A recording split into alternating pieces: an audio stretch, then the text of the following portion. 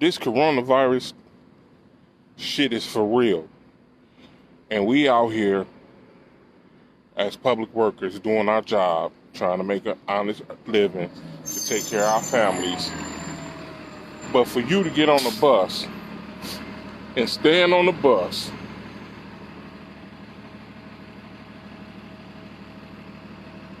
and cough several times without covering up your mouth, and you know that we in the middle of a pandemic, that lets me know that some folks don't care.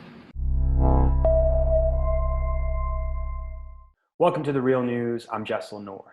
That was Detroit bus driver Jason Hargrove's impassioned plea just 12 days before he succumbed to the coronavirus pandemic. And begs the question, are we all in this together? We were told the coronavirus would be the great equalizer. It doesn't discriminate based on race, zip code, or socioeconomic status. But as the bodies pile up, disparities are coming to the forefront, with much blame owed to the Trump administration's response, more focused on grift, PR, and bailouts for corporations than, say, actual harm reduction for people that most need it. African Americans are 6 times as likely to die in Chicago, where they make up just 30% of the population. In Milwaukee County, Wisconsin, African Americans make up 27% of the population, but over 80% of deaths.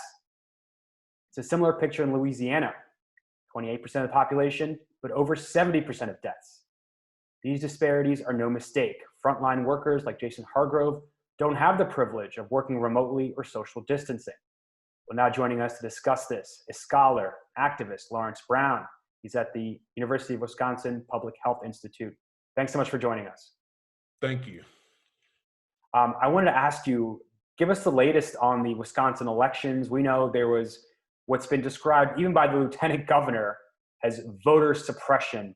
Polling sites were shut down all over the state, especially in Black neighborhoods. Well, I mean, one of the real issues is really that, there were 5 polling sites in Milwaukee, a city of around 600,000, and maybe 62 or 60 or so open in the city of Madison, a city of 250,000.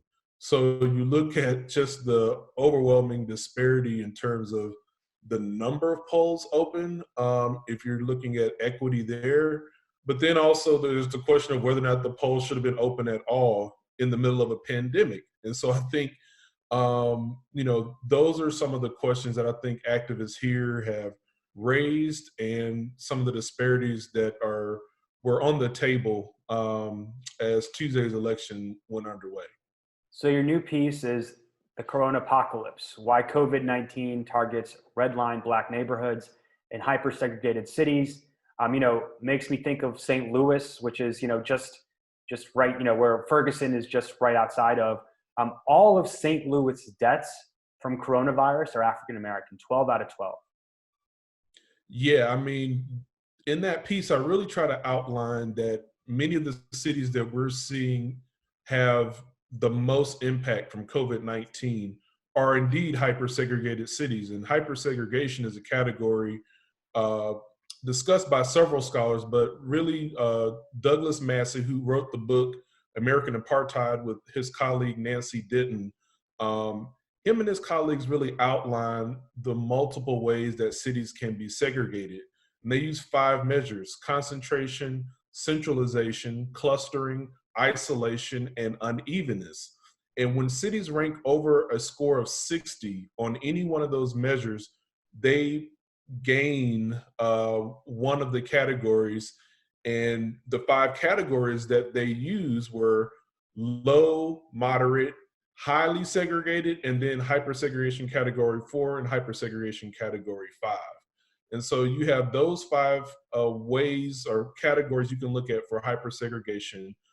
Cities like Baltimore, Detroit, Chicago are category 5 hypersegregated cities, if you like to use the analogy of a hurricane. So those are the cities that have the most intense form of hypersegregation. And it turns out that many of the cities that have the highest levels of COVID-19 are also hypersegregated. New York is a category 4 hypersegregated city. Chicago, category 5. Milwaukee, category 5. St. Louis, category 5. And so there's no mistake in my mind that when you look at the high numbers of cases, hypersegregation is at the root. And the issue with segregation in America, it's not just white and black people living separately from each other. It's what happens to neighborhoods when it comes to the allocation of resources. That's the issue. And with hypersegregation, you have the hyper accumulation of resources in white communities and the hyper deprivation of resources in the black communities. And that's what happens with hypersegregation. And we're seeing that play out with the COVID-19 epidemic. And I was looking at some numbers from the Economic Policy Institute. If you are, low income, if you're a person of color, if you are African American, you are far less likely to be able to work from home or work remotely. It's like that, I think, is putting especially people of color on the front lines where, a lot of them are making huge sacrifices. We saw Chris Smalls, the Amazon worker, he got smeared as being inarticulate, trying to just have basic safety measures for his fellow workers. So we're seeing suffering, but also we're seeing resilience despite these tremendous odds as well. Absolutely. And I think what I'm really concerned about with the information coming out that African Americans are disproportionately impacted is that there isn't enough emphasis being put on the spatial dimension of why African Americans are the most impacted. It's not just because we bear a higher rate of disease, which again is due to hypersegregation, but even think about workers who live in redline black communities. To get to those jobs, they have to travel further because those jobs aren't in their communities. So if they're traveling further, if they're using public transportation because of the racial income and the racial wealth gaps, they're traveling further to low-wage jobs on public transportation to get to places where they have to work as essential workers, then they're going to be more exposed to COVID-19. Think about going to get food. If the grocery store that you need to get to is not in your neighborhood, you have to travel a longer distance, then that too is adding to your risk. So even the spatial nature of our cities, where resources aren't located in black communities, if people need to go to jobs, if they need to go to get food, they're having to travel longer distances, more likely use public transportation if they don't have cars, and therefore more exposed both in terms of in transit and more exposed in terms of being not able to work from home. An Amazon worker from Chicago we talked to, Christian Zamaran, said, he said it plainly, we are considered essential workers, but we're treated like disposable because on top of everything you said, they're also not getting, basic safety gear. They're not being allowed to socially distance in their workplaces. And oftentimes you're seeing people, Amazon CEO is worth over $120 billion, and he's firing people that are trying to, raise awareness of safety. And this all begs the question, these conditions existed before, the pandemic, which you've written about extensively. And coronavirus is only making worse the issues that we already are dealing with. But the question now is, how do we use this to organize? We just did a story about Spain where, the left parties are coming together and saying, look, we need to start giving the people who need it money in their pockets every, week, every month to make sure that they can make ends meet even after this is over. They're trying to fight to make that permanent. In America, it seems like we're seeing sort of an actual shock doctrine because these big corporations are getting bailouts, but you don't see communities getting bailouts. And so far, $1,200, one-time check, that's not going to cut it for a lot of people. Well, I like the way you just said communities being bailed out, because if you look at hypersegregation and how redline black communities are being the most impacted, then I think you would be talking about the way we need to have emergency response really being allocated towards communities. In Milwaukee, it's North Milwaukee where African Americans live that have the highest rate of COVID-19 exposure and deaths. In St. Louis, I'm pretty sure it's north of Delmar Road. In Detroit, south of 8 Mile Road. In Baltimore, the Black Butterfly. When you look at the spatial layout of these cities, the maps show, And they will show, the more we accumulate data, that Black neighborhoods are the ones that are most impacted. Latinx communities will be very much impacted.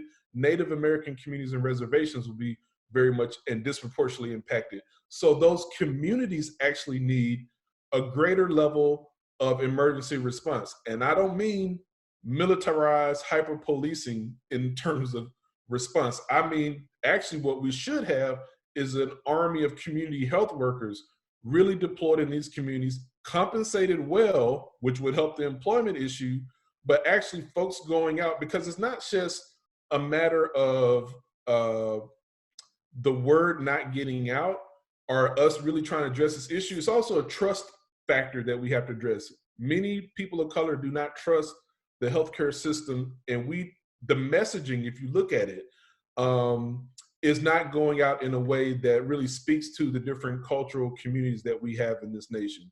So we really should be utilizing community health workers in a much stronger way, even going door to door with protective equipment to check on folks. Even though there's this distancing, physical distancing that we have to have, there shouldn't be social distancing in terms of the community and being able to look out for each other. Physical distancing, yes, but pulling away from our social connections and social bonds with each other, I think that's a mistake. And I think organizing really should take place in that way. Organizing, if you look at the Black Panther Party, they were health organizers. The Black Panther Party, they started free breakfast for children, free health clinics, free ambulance services. So there's a precedent for organizing around health justice. And I think we have to start in this moment to ensure that we bring the pandemic to an end, number one, and then also make sure people are getting through it in the recovery phase. And that goes to your point about income supports weekly, not just a one-time check that comes way too late after rent is due, but making sure we're looking at all of these factors to make sure people are able to make it through this Coronapocalypse. And finally, we can expect this shock doctrine where, elites use crises to implement harsh measures they wouldn't normally be able to. The Baltimore police just tried to pass through or just got their new spy plane program, and actors had to go to court for that. Some of the public hearings were online, which makes it harder to, like the Democratic National Convention is probably going to be online now, which makes it harder to organize, to have disruptions, which are an essential tactic of organization too. What are your thoughts? People so it's a lot of Democratic mayors that are, in charge of these cities that aren't letting prisoners out of these hotspots for COVID-19, transmission, even until it's too late. We saw what happened in Sing Sing and Rikers Island.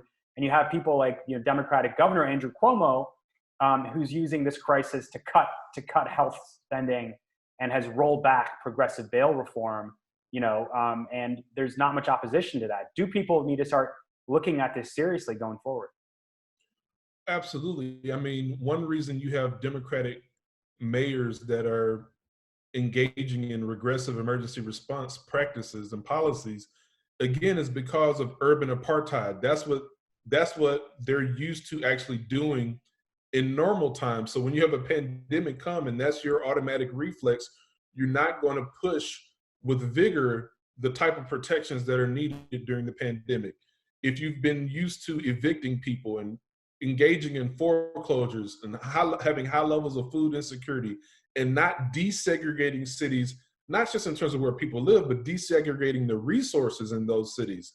If you're not doing that in normal times, what hope do we have that those folks will be doing that in the time of pandemic? And so that's why I think we have to focus on hypersegregation as the root, because that is what helped cause the problem, the intensification of the pandemic, and it's what's actually stymieing the type of responses that are really needed. And one thing I should also mention is that really Baltimore is the home of American apartheid. It's the home of urban apartheid in America. In 1910, Baltimore Mayor John Barry Mahul passed the first racial zoning law in America. And if you look at that decade after 1910, one of the reasons racial segregation was instituted was because of public health. there was a disease, an infectious disease spreading at the time, and African Americans were blamed for the disproportionate rate of disease that they had. And that disease was tuberculosis. And there were other diseases like cholera, yellow fever. And people recognized even then that it was the living conditions, the segregated alley housing that African Americans lived in that was contributing to that cause. But yet and still, because of the disproportionality that African Americans had with those diseases, that was used as a rationale by white Baltimoreans to help intensify racial segregation. So my fear is, in what way might the notion that Black people have a higher burden of this disease, might that help, in fact, cause history to repeat itself if we're not careful? That, again, public health can be used to help justify and intensify racial segregation, which, again, racial segregation is weaponized economically. So I think that's why we have to really think deeply and look at how the intersection of space, place, and race all play a role in the way that we look at pandemics, because otherwise what we'll have is people looking to hyper-police and hyper-segregate Black communities even more, because they're bearing a greater burden of disease, even though it's hyper-segregation that's actually the root and cause behind it.